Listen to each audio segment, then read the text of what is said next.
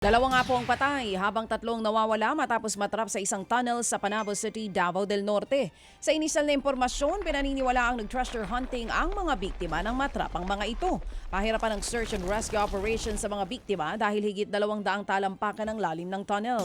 Bukod sa makipot at malalimang daan, na-detect din ng mga rescuer ang mapanganib na gas na ammonia at carbon monoxide sa loob ng tunnel. Itinigil na muna sa ngayon ang operasyon. Patuloy naman ang pakikipag-ugnayan ng lokal na pamahalaan ng Panabo at BFP sa pamilya ng biktima. Natupok po naman ang 10 bahay sa sunog na sinadya umano ng isang lalaki sa Naval Biliran.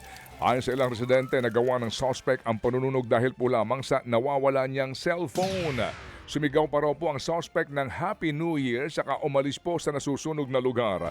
Agad naman nagsagawa ng hot pursuit operation ang mga pulis kaya agad na aresto ang suspect.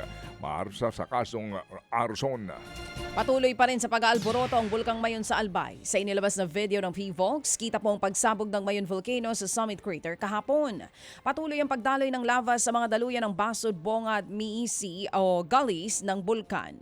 Naitala rin ang 40 volcanic earthquakes at higit 200 rockfall events. Umabot naman sa higit 1,600 na tonelada ng sulfur dioxide ang ibinuga ng bulkan.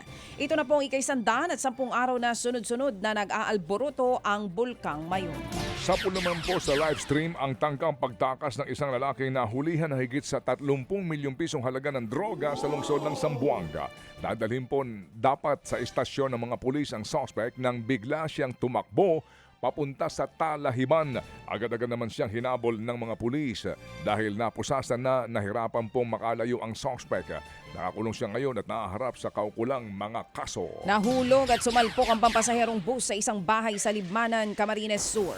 Sa investigasyon, nawala ng kontrol sa manibela ang driver ng bus dahil daw sa problema sa makina. Nahulog nga ito sa gilid ng kalsada at naararo ang isang bahay. Nabanggari nito ang nakaparadang kotse at motorsiklo. Wala namang nasawi o kaya'y nasugatan sa insidente.